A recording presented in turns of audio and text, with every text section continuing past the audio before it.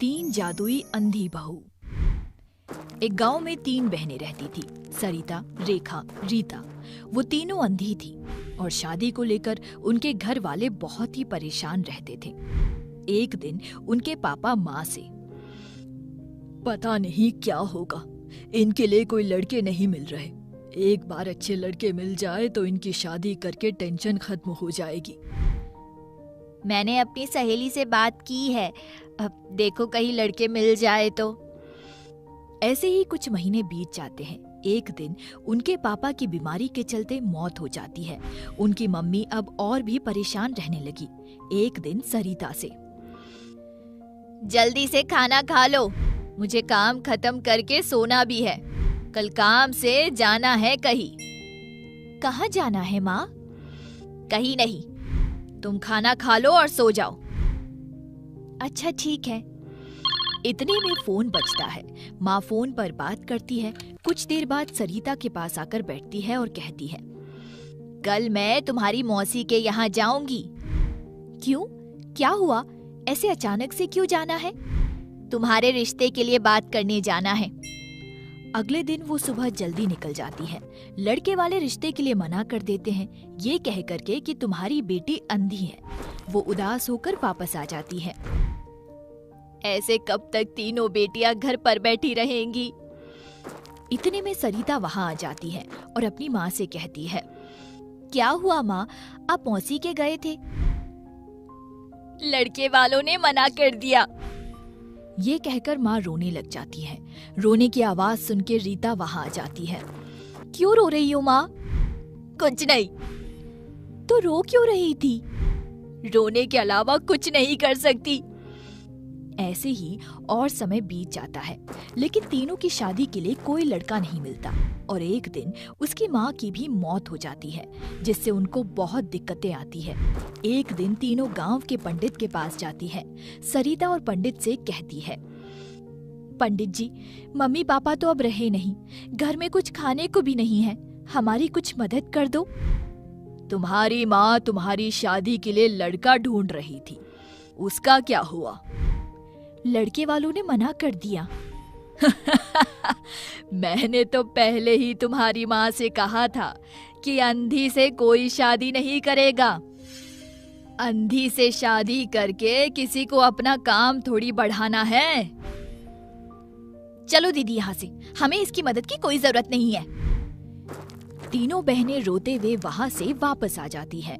रीता दोनों बहनों से कहती है, हम देख नहीं सकते, इसलिए हमारी शादी तो अब हो नहीं सकती। हाँ, सही कह रही हो। इसी परेशानी के कारण हमारे मम्मी पापा भी चले गए। हम कुछ काम भी नहीं कर सकते, ना ही हमें कुछ आता है।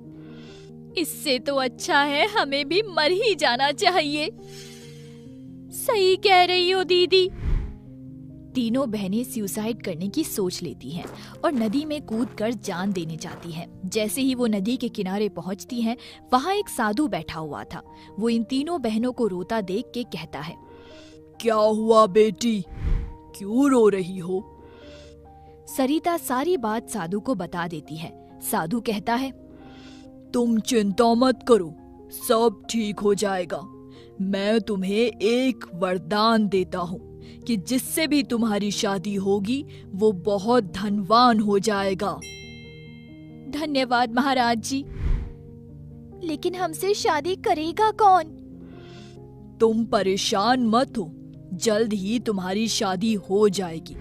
लेकिन अगर तुमने शादी से पहले किसी को अपनी शक्तियों के बारे में बताया तो तुम्हारी सारी शक्तियां खत्म हो जाएंगी। तीनों बहनें वापस घर आती हैं। रास्ते में उन्हें एक बूढ़ा व्यापारी मिलता है। व्यापारी सरिता से, बेटे, मुझे गांव के साहूकार के घर जाना है, रास्ता बता सकती हो? हाँ अंकल, हम भी उन्हीं के घर के पास रहते हैं, हम आपको वहाँ तक पहुँचा देंगे। धन्यवाद बेटी, बहुत देर हो गई थी भटकते भटकते, कोई सही से रास्ता बता नहीं रहा था। कोई बात नहीं अंकल, हम आपको उनके घर पहुँचा देंगे। बूढ़ा आदमी उन तीनों से बात करते हुए साहूकार के घर पहुँच जाता है। उससे तीनों बहनें बहुत अच्छी लगती हैं और उनसे अपनी तीनों बेटों की शादी करवाने की सोचता है और घर जाकर अपनी पत्नी और बेटे से पूछता है, मैं काफी दिनों से तुम्हारी शादी की सोच रहा हूँ और आज अच्छी लड़कियां भी देख के आया हूँ, लेकिन क्या पापा? लड़कियां देख नहीं सकती, तीनों अंधी है। हमें कोई दिक्कत नहीं है। ये सुनकर वो बहुत खुश हो जाता है और अपने तीनों बेटों की शादी सरिता, रीता और रेखा से करवा देता है। कुछ ही दिनों बाद उनके अपने बिजनेस में बहुत नुकसान होता है। वो घर आता है और कहता है, आज बहुत नुकसान हो गया, लगता है अब काम यही बंद करना पड़ेगा। हाँ, हमें भी अब यही लग रहा है।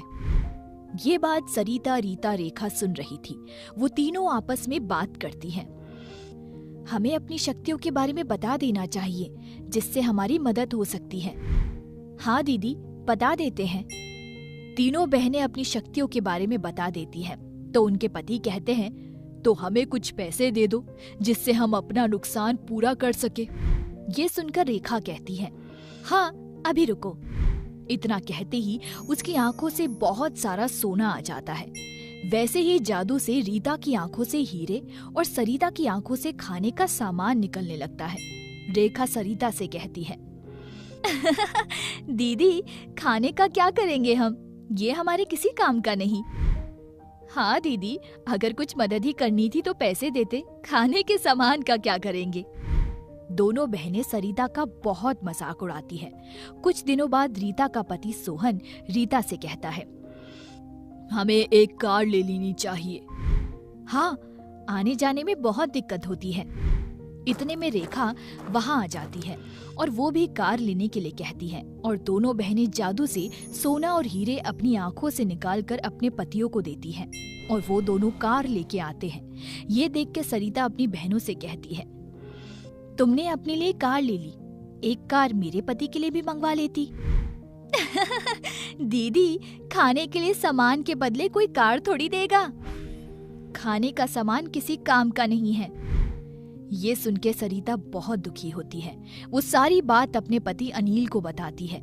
अनिल को ये सुनकर बहुत गुस्सा आता है और वो अपने पिता से कहता है, पिताजी, मेरी पत्नी की बहुत बेइज्जती होती है, अब मैं अलग रहूंगा। नहीं बेटा, छोटी मोटी बात होती रहती है, कोई बात नहीं, मैं समझाऊंगा रीता और रेखा को। नहीं, अब मैं अलग ही रहूंगा। अनिल और सरिता अलग रहने लग जाते हैं। कुछ दिन बाद उनका बिजनेस बहुत अच्छा चलता है।